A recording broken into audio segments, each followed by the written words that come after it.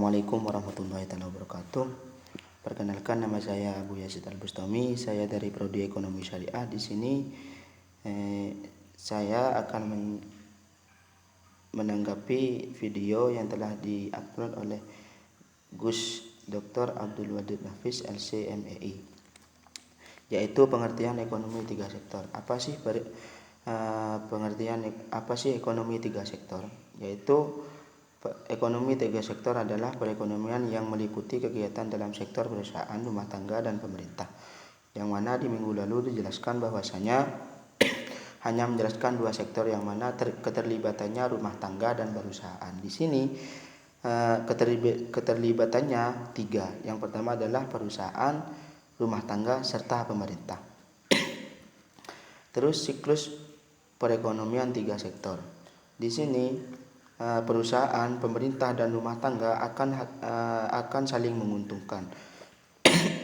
Artinya, ketika perusahaan akan mendapatkan penghasilan, yaitu melalui penjualan yang dijual kepada rumah tangga ataupun pemerintah, maka dari hasil penjualan tersebut perusahaan akan mendapatkan pendapatan. Baik dari pemerintah akan mendapatkan pendapatan, yaitu melalui pajak, dan rumah tangga akan mendapatkan penghasilan atau pendapatan, yaitu dengan bekerja dari suatu perusahaan ataupun pemerintah. Jadi dari tiga sektor tersebut, perusahaan, pemerintah, dan rumah tangga itu saling menguntungkan satu sama lain. Terus yang selanjutnya, di sini adanya campur tangan pemerintah menimbulkan dua perubahan penting. Yang pertama adalah pungutan pajak yang dilakukan oleh pemerintah menambah pengeluaran agregat pada industri dan rumah tangga. Artinya, ketika suatu perusahaan membayar pajak ataupun rumah tangga membayar pajak, itu akan menambah pengeluaran terhadap suatu perusahaan dan rumah tangga yang akan menghasilkan pemerintah. Artinya pemerintah mendapatkan penghasilan melalui pembayaran pajak atau pungutan pajak yang dilakukan oleh pemerintah.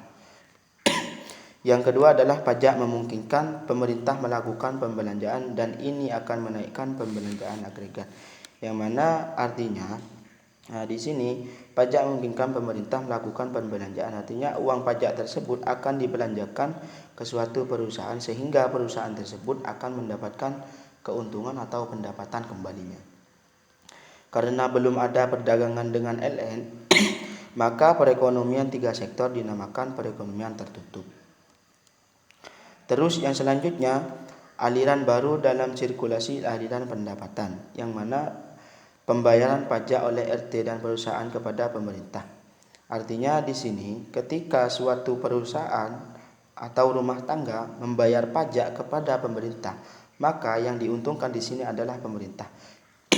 Jadi pendapatan pemerintah itu dihasilkan oleh pembayaran pajak dari perusahaan ataupun rumah tangga. Yang kedua adalah pengeluaran pemerintah ke sektor perusahaan. Artinya hasil dari uang pajak tersebut akan dibelikan suatu barang atau jasa untuk yang diproduksi oleh suatu perusahaan. Yang ketiga adalah aliran pendapatan dari sektor pemerintah ke RT1, artinya pembayaran atas penggunaan faktor-faktor produksi rumah tangga dan I oleh pemerintah. Yang selanjutnya adalah pendapatan yang diterima oleh rumah tangga akan digunakan untuk tiga tujuan. Yang pertama yaitu untuk ditabung, yang dimana dalam kurung S. Yang nomor 2 membayar pajak. Jadi tiga pendapatan ketika suatu rumah tangga itu mendapatkan pendapatan akan digunakan untuk tiga tujuan. Yang pertama untuk ditabung, yang kedua adalah untuk membayar pajak. Dalam keseimbangan berlaku bersamaan, I sama dengan C ditambah I ditambah G, sedangkan tiap tingkat pendapatan nasional berlaku I sama dengan C ditambah S ditambah T, yang mana membiayai konsumsi untuk kepentingan pribadi. Yang selanjutnya adalah syarat keseimbangan penawaran agregat dalam kurung AS sama dengan agregat demand. Dalam perekonomian yang tidak melakukan perdagangan ln atau AS sama dengan Y, sehingga pada keseimbangan pendapatan nasional berlaku bersamaan. Di sini dicontohkan C ditambah I ditambah G plus C sama dengan C ditambah S ditambah T. Apabila C pada tiap ruas dikurangkan, maka berlaku I ditambah G sama dengan S ditambah T. Sedangkan I ditambah G ini dijelaskan bahwa adalah suntikan.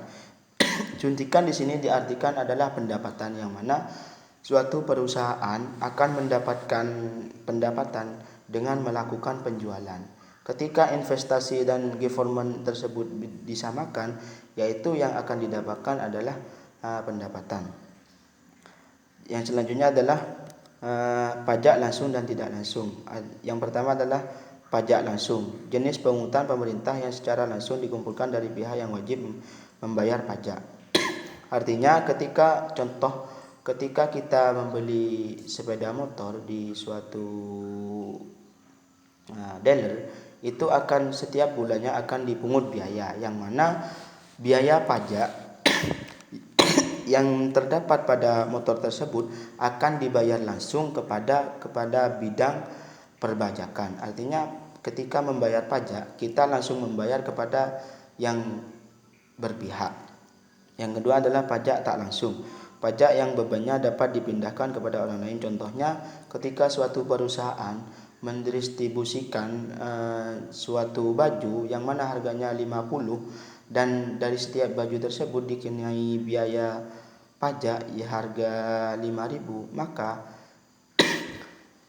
si pembeli yang menjual, perusahaan akan menjual, otomatis akan menjual 55 ataupun 60, sehingga si pembeli akan membayar pajak secara tidak langsung, tapi konsumen akan membayar langsung tapi konsumen yang membeli baju itu akan dipungut biaya, tapi biayanya tersebut tidak akan dibayar langsung kepada pihak perpajakan, yaitu melalui dengan perusahaan.